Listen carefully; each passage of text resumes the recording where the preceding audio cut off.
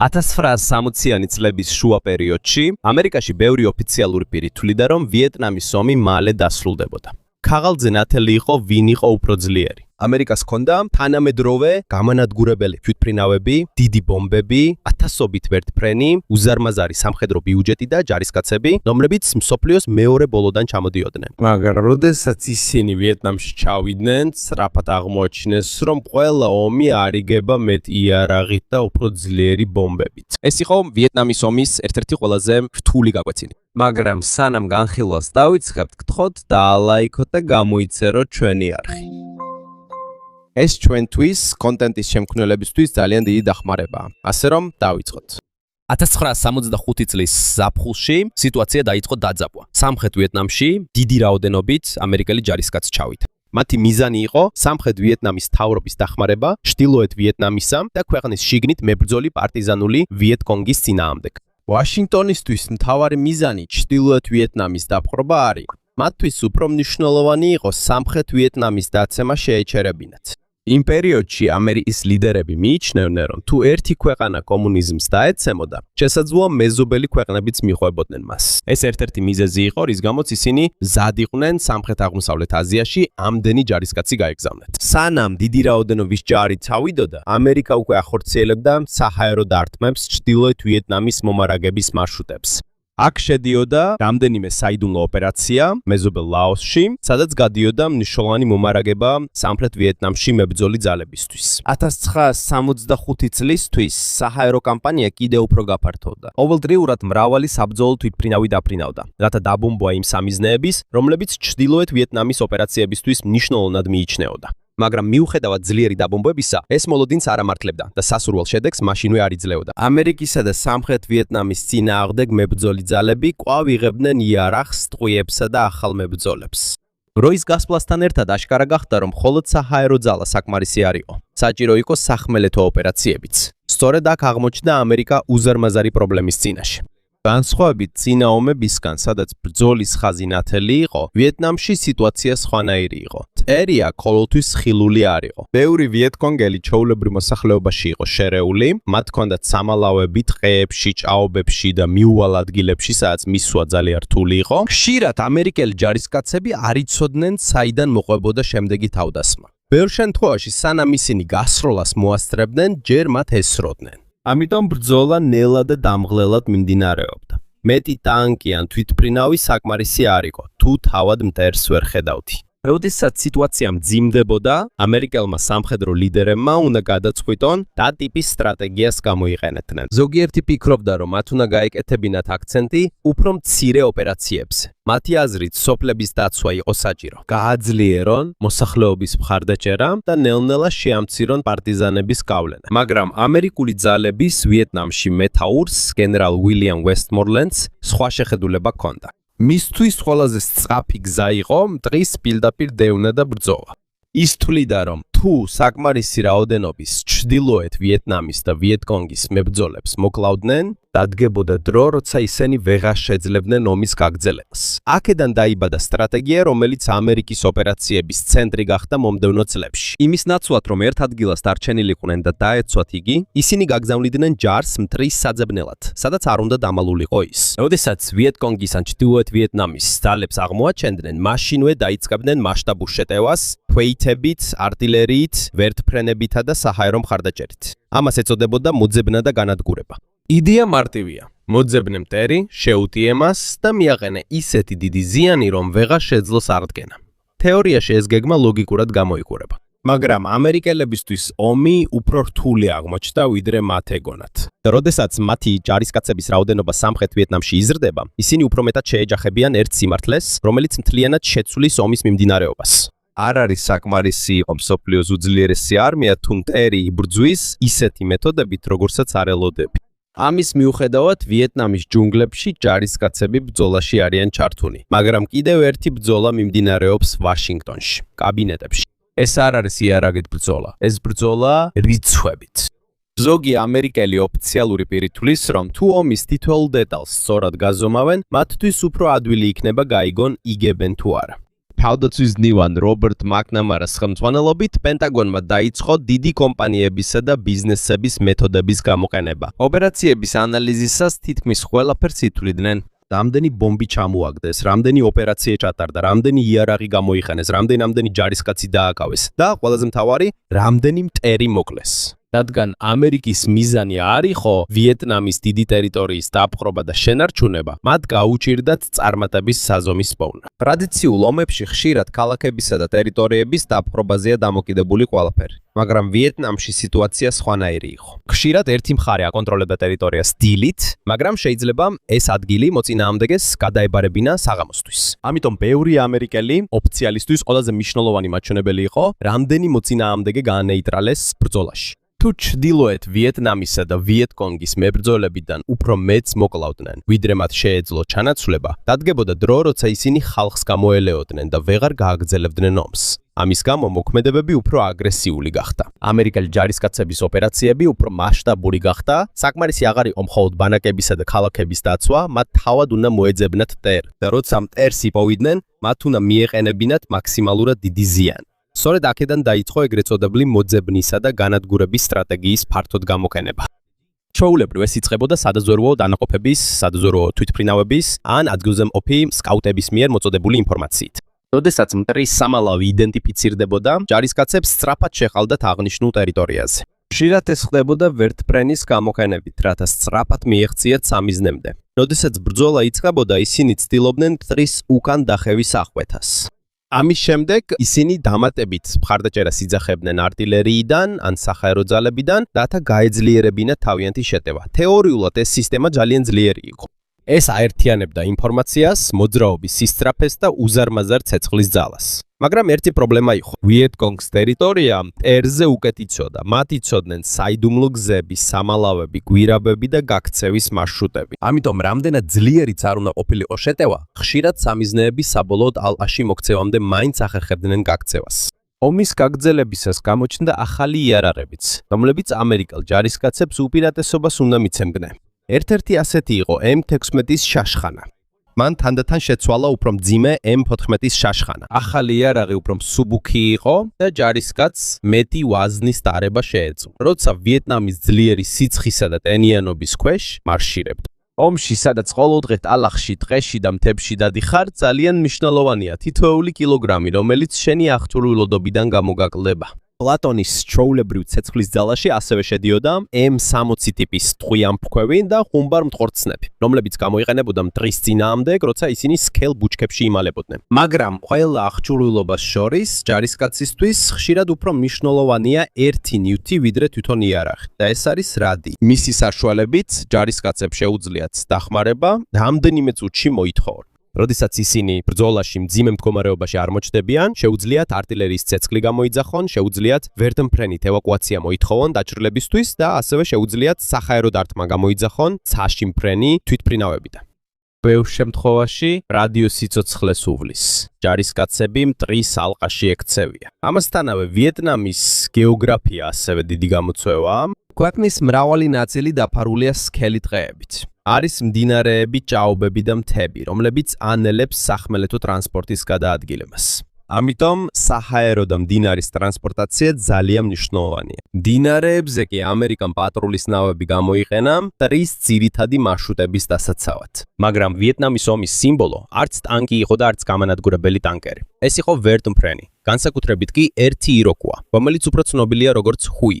ბევრი ვეტერანისთვის მისი როტორის ხმა ომის ერთ-ერთი ყველაზე დამამახსოვრებელი მოგონებაა. ჰუი თითქმის ყველა საქმეში გამოიყენებოდა. ის მიყავდა ჯარისკაცებს ბრძოლაში. ის გადაარჩენდა დაჭრილებს, ის მიქონდა საკვები, ტყვია და მარაგი და საჭიროების შემთხვევაში ის ასევე შეიძლება გამხდარიყო მფრინავი პლატფორმა ტყვიამფრქვევებისთვის. ჰუის წყალობით გაჩნდა შესაძლებლობა სწრაფად გადაეყონა ჯარები სამხრეთ ვიეტნამის სხვადასხვა ნაწილში. ეს იყო რამე, რაც იშვიათად ხდებოდა წინა ომებში. ცაში კი დახმარებისთვის მზად იყვნენ ისეთი რეაქტიული თვითმფრინავები, როგორიცაა F4 ფანტომი და A4 Skyhawk. როდესაც მიწაზე მიზანი იდენტიფიცირდებოდა, ისინი ძალიან სწრაფად შეძლებდნენ მისვლას და დახმარების გაწევას მებრძოლი ჯარებისთვის. ამ ეტაპზე ტექნოლოგია თითქოს ამერიკის მხარეს იყო. უფრო თანამედროვე იარაღი, უფრო სწრაფი ტრანსპორტი, უფრო ძლიერი საჰაერო ძალები, უკეთესი კომუნიკაცია. მაგრამ ამ ყველაფრის მიუხედავად ერთი კითხვა ნელ-ნელა ჩნდება. თუ მათ ასეთი დიდი უპირატესობა აქვთ აღჭურვილობასა და ტექნოლოგიაში, რატომ ვერ ამარცხებენ საბოლოოდ მტერს? ეს არის კითხვა, რომელიც კიდევ უფრო მნიშვნელოვანი გახდება, როცა ომი თავის ყველაზე სისხლიან და რთულ ეტაპზე შევა. პირველი შეხედვით, ომის მიმდინარეობა თითქოს ამერიკის სასარგებლოდ არის. მათ ყავთ ვერტმფრენები, რომლითაც შეუძლიათ ჯარისკაცების გადაყვანა, თუნდაც სქელი ტყის შუაგულში. მათ ყავთ გამანადგურებელი თვითმფრინავები, რომლებიც ნებისმიერ დროს მზად არიან დახმარებისთვის. აქვთ არტილერია, რომელსაც შეუძლია შორიდანაც კი მიზნის დაზიანება. და აქვთ უზარმაზარი ბიუჯეტი ოპერაციის გასაგრძელებლად. ამის გამო ბევრი ოფიციალური პირი თვლიდა, რომ ისინი ნელ-ნელა ასუსტებდნენ ჩრდილოეთ ვიეტნამს. ერთ-ერთი მოვლენა, რომელმაც ეს თავდაჯერებულობა გააძლიერა, იყო იადრანგის ბრძოლა 1965 წელს. ეს იყო ერთ-ერთი პირველი დიდი შეტაკება ამერიკულ ჯარებსა და ჩრდილოეთ ვიეტნამის რეგულარულ არმიას შორის. ამ ბრძოლაში ამერიკა მიხილა, რამდენად ეფექტურია ვერტმფრენის გამოყენება ჯარისკაცების სწრაფად გადასაყვანად ბრძოლის ველზე. საჰაერო მხარდაჭერისა და მძიმე იარაღის დახმარებით მათ მტერს დიდი ზიანი მიაყენეს.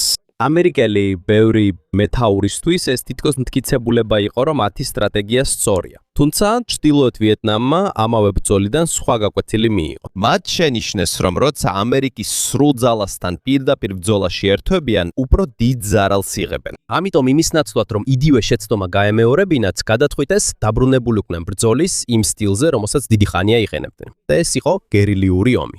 მოკლედ რო ვთქვათ, ისინი აირიდებდნენ ბრძოლებს, რომლებიც ამერიკისთვის ხელსაყრელი იყო. ისინი არ მისცემდნენ მტერს საშუალებას სრულად გამოეყენებინათ მათი საჰაერო ძალები, არტილერია და ვერტმფრენები. ამის ნაცვლად ისინი თავად აირჩევდნენ დროისა და ადგილის შეტევისთვის. თუ სიტუაცია არ იქნებოდა ხელსაყრელი, არ იბრძოლებდნენ. თუ მტერი ძალიან ძლიერი იქნებოდა, უკან დაიხევდნენ. და როცა მტრის დაცვა სუსტი იქნებოდა, მაშინ იმოქმედებდნენ. ეს იყო ერთ-ერთი ყველაზე რთული პრობლემა, რომელსაც ამერიკა ვიეტნამში შეეჯახა. რამდენი ჯარისკაციც არ უნდა გაგეგზავნა, ძნელია დაამარცხო მტერი, რომელიც არ სურს შენს წესებზე ბრძოლა. ომის გაგრძელებასთან ერთად ვიეტკონგის ტაქტიკა კიდევ უფრო შემოქმედებითი გახდა. ისინი დიდ შეტევებზე აღარ იყვნენ დამოკიდებული. ისინი უფრო ხშირად იყენებდნენ ჩასაფრებებს, მახეებს და მოულოდნელ თავდასხმებს. იყო ადგილები, სადაც ისინი მიწის ქვეშ მალავდნენ დანებსა და ბასრმახეებს. ზოგ გზაზე კი ისინი ნაღმებს აწყობდნენ. იყო ჯარისკაცები, რომლებიც დიდხანს იმალებოდნენ ტყეში და ელოდნენ სწორ მომენტს თავდასხმისთვის. ზოგჯერ ჩასაფრება მხოლოდ რამდენიმე წუთს გრძელდებოდა. სროლის შემდეგ ისინი სწრაფად კრებიან ტყეში, სანამ ამერიკის საჰაერო მხარდაჭერა მოვა. მათ ასევე იციან, ვინ უნდა იყოს პირველი სამიზნე. როცა ჩასაფრება იწყება, ისინი ხშირად მიზანში იღებენ ოფიცრებს და ჯარისკაცებს, რომლებსაც რადიო აქვთ. როცა კომუნიკაცია იკარგება, ამერიკელებისთვის უფრო რთულია თვითმფრინავიდან ან არტილერიიდან დახმარების თხოვნა. მიუხედავად იმისა, რომ ამერიკელ ჯარისკაცს ხშირად მძიმე აღჭურვილობა აქვს, მტერი სრულიად განსხვავებულია. მათ უფრო მსუბუქი ტვირთი აქვთ, აღჭურვილობაც ნაკლებია. ამიტომ ისინი უფრო სწრაფად გადაადგილდებიან ტყეში, უფრო ადვილად იმალებიან და შეტევის შემდეგ უფრო სწრაფად ტოვებენ ადგილს. ვიეტკონგს კიდევ ერთი უპირატესობა ჰქონდა. მათგან ბევრი ადგილობრივ გარემოს კარგად იცნობდა. მათ ჰქონდათ მხარდაჭერა ზოგიერთი თემისგან. მაშინ როცა სხვები იძულებულნი იყვნენ დახმარებოდნენ შიშის ან ომის ფასისგან. ამიტომ მათ ჰქონდათ ცდომა საკვებზე, ინფორმაციაზე და მარშრუტებზე, რომლებიც მტერს არ იცოდა. ამას ემატებოდა გვირაბების ფართო ქსელი. ამ გვირაბებიდან ზოგი ძალიან გრძელია, იქ არის იარაღის, საკვების და ადამიანების სამამალავები. ზოგჯერ ისინი ახერხებდნენ ადამიანებისა და აღჭურვილობის გადაყვანას ისე, რომ საში მფრინავი თვითმფრინავებისთვის შეუმჩნეველი რჩებოდნენ. ამ დროს სამხრეთ ვიეტნამში ეს ყველაფერი მიმდინარეობდა, ჩრდილოეთ ვიეტნამის რეგულარული არმია კი სულ უფრო ძლიერდებოდა. საბჭოთა კავშირის და ჩინეთის მხარდაჭერით მათ მიიღეს ახალი იარაღი, სატრანსპორტო საშუალებები და სამხედრო აღჭურვილობა. ნელ-ნელა გაიზარდა ჯარისკაცების რაოდენობა, რომლებსაც ჰქონდათ AK-47 ავტომატები, მხვიამფრქვევები და რაკეტებით აღჭურვილი ხუმბარმტყორცნები. როდესაც მათი არმია ძლიერდებოდა, ისინი უფრო მზად იყვნენ ამერიკასთან შესახვედრად გარკვეულ შემთხვევებში.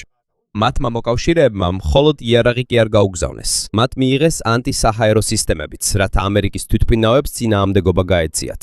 მოგვიანებით ჩრდილოეთ ვიეტნამის გამანადგურებელი თვითმფრინავებიც გამოჩნდნენ ცაში. მიუხედავად იმისა, რომ მათი საჰაერო ძალა ამერიკასთან შედარებით უფრო მცირე იყო, ეს საკმარისი აღმოჩნდა, რომ ამერიკელი პილოტებისთვის ახალი გამოწვევა შეექმნათ. ამ ეტაპზე ომის მიმდინარეობა იწყებს შეცვლას. ეს აღარ არის მხოლოდ ძლიერი და სუსტი მხარის უბრალო ბრძოლა. ეს უკვე ორი განსხვავებული ომის წარმოების მეთოდის ბრძოლა. ერთ მხარეს არის ამერიკა, რომელიც ეყრდნობა ტექნოლოგიას, სისწრაფეს და უზარმაზარ ცეცხლის ძალას. მეორე მხარეს კი არის ჩრდილოეთ ვიეტნამი და ვიეტკონგი, რომლებიც ეყრდნობიან მოთმინებას, სიურპრიზს და თავდასხმისთვის სწორი დროის ფრთხილად შერჩევას. და როცა თვეები გადის, ამერიკა ნელ-ნელა აღმოაჩენს შემაშფოთებელ სიმართლეს. შეიძლება მათ ბევრი ბრძოლა მოიგონ, მაგრამ ეს არ ნიშნავს, რომ ისინი თვითონ ომში იმარჯვებენ. ომის გაგრძელებასთან ერთად ვიეტნამის ომის ის სურათი, რომეებში ნელ-ნელა ირღვევა, როცა ბევრი ადამიანი ვიეტნამის ომზე ფიქრობს, მათ გონებაში ხშირად წარმოუდგებათ ვერტმფრენები, რომლებიც ტყის თავზე დაფრინავენ. მაგრამ უმეტესობისთვის, ვინც მიწაზე იბრძოდა, რეალობა სრულიად განსხვავებული იყო. ისინი უფრო მეტ დროს ატარებდნენ სიარულში, ვიდრე სროლაში. ისინი უფრო მეტ დროს ატარებდნენ ლოდინში, ვიდრე მტრის დანახვაში. და უფრო ხშირად ეშინოდათ დამალული მახეების, ვიდრე ჩრდილოეთ ვიეტნამის პირდაპირი შეტევის. ნელ-ნელა ვიეტკონგმაც ისწავლა, როგორ ებრძოლა ამერიკის ყველაზე მნიშვნელოვან აღჭურვილობას – ვერტმფრენს. თავდაპირველად ეს ამერიკელებისთვის დიდი უპირატესობა იყო. ის უზრუნველყოფდა სწრაფ ტრანსპორტირებას და საბრძოლო მხარდაჭერას. მაგრამ დროთა განმავლობაში მტერმა ისწავლა, როგორ ამოეღო ის მიზანში. ვერტმფრენის ხმა ადვილად ისმოდა, თუნდაც შორიდან. ამიტომ მიწაზე მყოფ მებრძოლებს საკმარისი დრო ჰქონდათ თავდაცვის ან ჩასაფრების მოსამზადებლად. როდესაც იცოდნენ, სად დაეშვებოდნენ ჯარისკაცები, შეეძლოთ დამალულიყვნენ დასაფრენ ზონასთან და დალოდებოდნენ. როგორც კი სროლა იწყებოდა, სიტუაცია სახიფათო ხდებოდა არა მხოლოდ დაშვებული ჯარისკაცებისთვის, არამედ თვით ვერტმფრენისთვისაც. ვიეტნამის ომის განმავლობაში ათასობით ვერტმფრენი დაიკარგა ოპერაციებში. ზოგი ავარიის გამო, მაგრამ ბევრი მტრის ცეცხლმა ჩამოაგდ. ამ საფრთხის გამო ჯარისკაცებს ხშირად უფრო უსაფრთხო ადგილას უშვებდნენ. იქიდან მათ რამდენიმე დღე ან კვირაც კი ფეხით სიარული უწევდა ჯუნგლებში. და აქ იწყება კიდევ ერთი ბრძოლა. მათ მხოლოდ მტერი არ ყავდათ დასამარცხებელი. არის ძლიერი სიცხე, უწყვეტი წვიმა, ოღოები, რომლებიც ავადმყოფობას ავრცელებენ, სუფთა წყლის ნაკლებობა და დაღლილობა, რომელიც ნელ-ნელა ანგრევს ჯარისკაცის სხეულსა და გონებას. ბევრ პატრულში ისინი შეიძლება რამდენიმე დღის განმავლობაში ვერც ერთ მტერს ვერ გადააწყმენ, მაგრამ ეს არ ნიშნავს, რომ ისინი უსაფრთხოდ არიან. სინამდვილეში ერთ-ერთი ყველაზე დიდი საფრთხე არის ნაღმები და მახეები. ეს არის ხაფანგები, რომლებიც დამალულია მიწაში, ბალახში, ან იმ ბილიკებზე, რომლებსაც ჯარისკაცები ხშირად იყენებენ. ვიეტკონგს აღჭირდება თავისი სამიზნის დანახვა. საკმარისია, რომ ჯარისკაცმა დააბიჯოს მასზე, რომ იყოს დაჭრილი ან მოკმული. და ბევრი ამერიკელისთვის ეს ერთ-ერთი ყველაზე რთული მისაღებია. არ იცი საიდან მოდის საფრთხე, არ იცი რომელი ნაბიჯი იქნება შენი ბოლო. როდესაც ვიეტკონგი უფრო გამოცდილი ხდება გერილიულ ომში, ისინი უფრო კარგად ირჩევენ შეტევის სწორ დროსაც. ხშირად ისინი არიან პირველები, ვინც ცეცხლს ხსნის.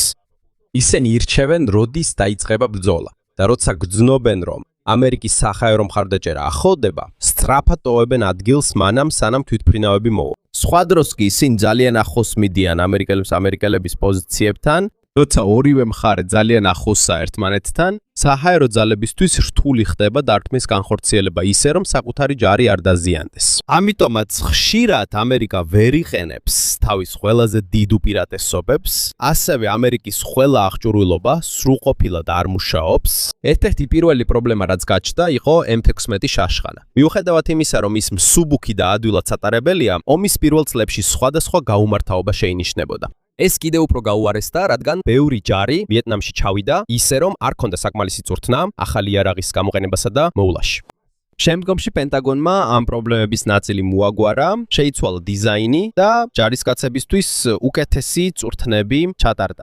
ნელ-ნელა გაუმჯობესდა M16-ის მუშაობა, მაგრამ ბევრი ვეტერანისთვის მისი ცუდი რეპუტაცია მაინც დარჩა. მსგავსი სიტუაცია იყო სხვა აღჭურვილობაზეც. ქაღალდზე ამერიკის ცეცხლის ძალა ძალიან ძლიერი იყო, მაგრამ რეალურ ოპერაციებში თხეში ტექნოლოგია ყოველთვის საკმარისი არ იყო ყველა პრობლემის გადასაჭრელად.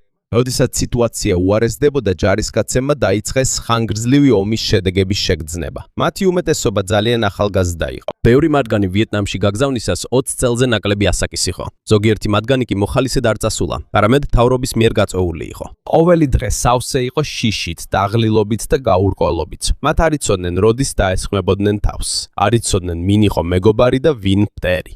და მათ არ იცოდნენ, როდის დაბრუნდებოდნენ სახლში. სიტუაცია კიდევ უფრო გართულდა ჯარისკაცებსა და სამოქალაქო პირებს შორის ურთიერთობის გამო. ბევრ ადგილას ამერიკელებს უჭირდათ გაეგოთ, ვინ უჭერდა მხარს ვიეტკონგს. იყვნენ ჩვეულებრივი გლეხები, რომლებსაც ბრძოლასთან არანაირი კავშირი არ ჰქონდათ, მაგრამ იყვნენ თემებიც, რომლებიც პარტიზანებს, საკვებს, ინფორმაციას ან დახმარებას აწვდიდნენ. ამის გამო ორივე მხარეს ეჭვები გაჩნდა. ნელ-ნელა ზოგმა ჯარისკაცმა ნდობა დაკარგა ადგილობრივი მოსახლეობის მიმართ. ამასთან ერთად ბევრი მშვიდობიანი მოქალაქე დაზარალდა. სახლები დაენგრათ და საყვარელი ადამიანები დაკარგეს მიმდინარე ბრძოლების გამო. წლების განმავლობაში სულ უფრო მეტი ჯარისკაცი იწყებდა კითხვას, თუ რა იყო სინამდვილეში მათი ბრძოლის მიზანი. თავდაპირველად ბევრი ფიქრობდა, რომ ისინი მნიშვნელოვანი მისიის ნაწილი იყვნენ. მაგრამ როდესაც ისინი ხედავდნენ დაუსრულებელ ბრძოლებს, განადგურებულ სოფლებს და სიძნელეს, თუ ვინ იყო ნამდვილი მტერი, მათი რწმენა ომში თანდათან მცირდებოდა. და ეს იყო ვიეტნამის ომის ერთ-ერთი ყველაზე ღრმა ჭრილობა. მან არა მხოლოდ ჯარების ძალა გამოსცადა, არამედ იმ ადამიანების რწმენა, მორალი და იმედიც, ვინც ბრძოლაში გაგზავნეს. ომის გაგრძელებასთან ერთად სამხრეთ ვიეტნამში მშვიდობიანი მოსახლეობა კიდევ უფრო მეტად ექცეოდა წნეხში. ისინი არა მხოლოდ ამერიკისა და სამხრეთ ვიეტნამის მთავრობის, ბომბების, იარაღისა და ოპერაციების ეშინიათ. მათ ასევე ეშინიათ ვიეტკონგის. თუ ისინი სამხრეთ ვიეტნამის ან ამერიკელ ჯარისკაცებს დაეხმარებიან, ვიეტკონგი შეიძლება დასაჯოს ისინი. თუ ისინი ვიეტკონგს დაეხმარებიან, შეიძლება სამთავრობო ძალებმა ეჭვი შეიტანონ ან დააკავონ ისინი. ამიტომ ბევრი ჩვეულებრივი ადამიანისთვის არჩევანი მარტივი არ არის. სადაც არ უნდა გაიხედონ, ყველგან საფრთხეა. ზოგ სოფელში მათ უნდა შეეგუონ იმათ, ვისაც ღამით კონტროლი აქვს. მაგრამ მეორე დღეს სხვა ჯგუფი მოვა და კითხავს, რატომ დაეხმარნენ მეორე მხარეს. ასე არეულად ცხოვრობდნენ მშვიდობიანი მოქალაქეები ვიეტნამის ომის დროს. დროის გასვლასთან ერთად, ორივე მხარეს სჭირდებოდა ხალხისგან საკვები, ინფორმაცია და მხარდაჭერა. ვიეტკონგი იყენებდა შიშს, პროპაგანდას და პოლიტიკურ ზეწოლას დახმარების მისაღებად. სამხრეთ ვიეტნამის მთავრობა და მისი მოკავშირეები ატარებდნენ ოპერაციებს, რათა გაეთხვიტათ ბარიოს კავშირი ბარანგაისთან. მაგრამ ადგილზე ეს ასე მარტივი არ იყო. რადგან ერთი და იგივე გლეხი შეიძლება დილით ჩვეულებრივი მშვიდობიანი მოქალაქე იყოს, მაგრამ ღამით იძულებული გახდეს, მიაწოდოს საკვები ან ინფორმაცია. ზოგჯერ იმიტომ, რომ ვიეტკონგი სჯეროდა, ზოგჯერ იმიტომ, რომ ეშინოდა და ზოგჯერ იმიტომ, რომ სხვა არჩევანი არ ჰქონდა. სწორედ ეს იყო მიზეზი, რის გამოც ამერიკას კიდევ უფრო გაუჭირდა. მათ უბრალოდ ვერ განსაზღვრავდნენ, ვინ იყო მტერი და ვინ უდანაშაულო. თუ ძალიან რბილად მოიქცეოდნენ, ვიეტკონგი თავს აღწევდა. თუ ძალიან სასტიკები იყვნენ, კიდევ უფრო მეტად აშორებდნენ ხალხს საკუთარ თავს. ასეთი ტიპის ომში ჩვეულებრივი ხალხის ნდობა ისეთივე მნიშვნელოვანია, როგორც ბრძოლის ველზე გამარჯვება. და ეს ნდობა ნელ-ნელა იკარგებოდა. 1967 წლისთვის უკვე ნათელი იყო, რომ ომი ამერიკის მოლოდინების მიხედვით არ მიმდინარეობდა. როდესაც ისინი ვიეტკონგს ან ჩრდილოეთ ვიეტნამის არმიას ღია ბრძოლაში უპირისპირდებოდნენ, ხშირად ამერიკელები უფრო დიდ ზიანს აპენებდნენ. მაგრამ ეს საკმარისი არ იყო ომის დასასრულებლად, რადგან ყოველი ოპერაციის შემდეგ მტერი ისევ ბრუნდებოდა. ყოველთვის იყო ახალი რეკრუტი, ახალი იარაღი, ახალი მომარაგების მარშრუტი და ახალი გზა, რომ ამერიკის ძალას ასცდენოდნენ. ვაშინგტონში ზოგიერთი ოფიციალური პირი კვლავ ამტკიცებდა, რომ პროგრესი იყო. ვიეტნამში ამერიკელი ჯარისკაცების რაოდენობა გაიზარდა, ოპერაციები გაფართოვდა, საჰაერო დარტყმები გახშირდა, სამიზნეების რაოდენობაც გაიზარდა. მეტად გაიზარდა მოწინააღმდეგის დაღუპულთა რაოდენობაც, როგორც ამბობდნენ. მაგრამ მთავარი კითხვა ასეთია: მართლა უფრო ახლოს არიან მიზანთან, თუ უბრალოდ მეტი რიცხვი აქვს დასათვრელად? 1967 წელს ამერიკამ ვიეტნამში ყველაზე მასშტაბური საძიებო და განადგურების ოპერაციები ჩაატარა. მათ შორის იყო ოპერაცია Cedar Pulse და ოპერაცია Junction City. ამ ოპერაციების მიზანი იყო ვიეტკონგის ბაზების, გვირაბებისა და ოპერაციული ცენტრების განადგურება საიგონთან ახლოს. თავდაპირველად ისინი წარმატებულად გამოიყურებოდა. ბევრი იარაღი იქნა ამოღებული, ბევრი გვირაბი განადგურდა და სამხედროებმა გამოაცხადეს დიდი რაოდენობის მოკლული ან დაჭერილი მტრის შესახებ. მაგრამ იყო დიდი პრობლემა. ნამდვილი შედეგის გაზომვა ადვილი არ იყო. ვიეტნამში ადგილი, რომელიც დღეს გაწმენდილია, ვიეტკონგს შეუძლია რამდენიმე დღეში ან კვირაში ისევ დაიკავოს. გვირაბი, რომელიც ერთ ადგილას გაანადგურეს, შეიძლება სხვა ადგილას ახალი მარშრუტით ჩაანაცვლონ და მოკლული მტრის რაოდენობა ყოველთვის ნათელი არ არის, სწორია თუ არა. რადგან წარმატების საზომად მოკლულთა რაოდენობა გახდა, მეთაურებზე ზეწოლა იყო, რომ მაღალი მაჩვენებელი ეჩვენებინათ. როცა მაჩვენებელი მაღალია, ჩანს თითქოს იგებენ. როცა მაჩვენებელი დაბალია, ჩანს თითქოს პროგრესი არ არის. აქ გახდა სისტემა სახიფათო. რადგან ომი არ არის ბიზნესი, სადაც ყველაფერი შეიძლება ანგარიშში გაზონ. ადულად ვერ დაითვლი ხალხის შიშს, ადულად ვერ გაზომავ სოფლის მაცხოვრებლების რისხვას, მაშხოს მას შემდეგ რაც მათ სახლი დაინგრა. შეიძლება ცხილში ვერ დაინახო რამდენი ადამიანი შუმად უჭერს მხარს ვიეტკონგს, რადგან მათ უკვე დაკარგეს ნდობა მთავრობის მიმართ. და ასევე ადულად ვერ გაზომავ ტრის სუნის უეთებას, რომელიც მზად არის გაუძლოს ხანგრძლივობს, მიუხედავად იმისა, რომ მათ დიდი დანაკარგი აქვთ. ეს იყო ამერიკის დიდი შეცდომა. მათ ეგონათ, რომ თუ საკმარის ზიანს მიაყენებდნენ, ჩრდილოეთ ვიეტნამი გაჩერდებოდა. მაგრამ ჩრდილოეთ ვიეტნამისთვის ომი მხოლოდ ჩვეულებრივი სამხედრო კამპანია არ იყო. მათთვის ეს იყო ბრძოლა ქვეყნის გაერთიანებისთვის. ამიტომ ისინი მზად იყვნენ დიდხანს და მძიმე მსხვერპლისთვის. მაშინ, როცა ამერიკა იმედოვნებდა, რომ ტერი დაიღლებოდა, პირიქით მოხდა. ნელ-ნელა ამერიკაც იღლებოდა. არა მხოლოდ ჯარისკაცები ბრძოლის ველზე, არამედ საზოგადოებაც სახლში. უფრო მეტი ამერიკელი ოჯახი ხედავდა სიახლეებში დაღუპულებს, დაჭრილებს და ომის გამწვავებას. უფრო მეტი ადამიანი სვამდა კითხვას, რატო უნდა დარჩენილიყო მათი ქვეყანა ვიეტნამში. სოფლიოს სხვა ნაწილებშიც იზრდებოდა კრიტიკა ამერიკის მიმართ. ამერიკის პოლიტიკის მოწინააღმდეგეთათვის ვიეტნამი გახდა სიმბოლო ზესახელმწიფოსი, რომელიც უზარმაზარ ძალას იღენებს პატარა ქვეყნის წინააღმდეგ. ამასობაში დაბომბვის კამპანიამაც ვერ მოიტანა ის სწრაფი შედეგი, რომელსაც ვაშინგტონი ელოდა. ჩრდილოეთ ვიეტნამში ბევრი ობიექტი განადგურდა, თუმცა ჩრდილოეთ ვიეტნამს ომის გაგრძელების უნარი ბოლომდე არ დაუკარგავს. რადგან მათი ეკონომიკა სრულად არ იყო დამოკიდებული დიდ ქარხნებზე, როგორც სხვა ინდუსტრიალიზებულ ქვეყნებში, მათი მარაგის დიდი ნაწილი მაინც გადაეცემოდა მარტივი მარშრუტებით, ხელით შრომით და მოკავშირეების დახმარებით. კიდევ უფრო მეტი ბომბი ჩამოაგდეს, ხარჯები კიდევ უფრო გაიზარდა, პიუტებისთვის კიდევ უფრო საშიში გახდა, მაგრამ ესეც არ იყო საკმარისი, რომ ჩრდილოეთ ვიეტნამი დანებებაზე დაეყოლიებინათ. 1967 წლის ბოლოს პრეზიდენტი ლინდონ ჯონსონი და გენერალი ვესტმორლენდი ცდილობდნენ საზოგადოებისთვის დაემტკიცებინათ, რომ მდგომარეობა უმჯობესდებოდა. მათ ციფრები წარმოადგინეს. მათ აჩვენეს ოპერაციები, აჩვენეს თითქოს ვიეტკონგის ძალები მცირდებოდა და მათთვის ომის დასასრული ახლოს იყო. მაგრამ ადგილზე სხვა ამბავი ხდებოდა. ჩრდილოეთ ვიეტნამი და ვიეტკონგი ჩუმად ემზადებოდნენ უზარმაზარი შეტევისთვის. შეტევა, რომელსაც ბევრი ამერიკელი არ ელოდა. შეტევა, რომელიც აჩვენებდა, რომ რამდენი რიცხვიც არ უნდა ეწეროს ანგარიშებში, ამერიკას ჯერ კიდევ არ ჰქონდა ომის მიმდინარეობაზე კონტროლი. და 1968 წელს დაიმსხვრა იმუზია, რომ გამარჯვება ახლოს იყო. ვიეტნამის გამო ნამდვილი კითხვა არ იყო, ვის ჰქონდა მეტი ბომბი, ვის ჰქონდა უფრო თანამედროვე იარაღი და არც ის, ვის ჰქონდა მეტი დაღუპული. ნამდვილი კითხვა იყო, ვინ შეძლებდა უფრო დიდი თხანს გაძლებას. და ამ მომენტში მსოფლიომ დაიწყო იმის დანახვა, რომ მსოფლიოს ყველაზე ძლიერი სამხედრო ძალა თაფლული იყო ომში, რომელსაც ვერ ასრულებდა ისე როგორც სურდა.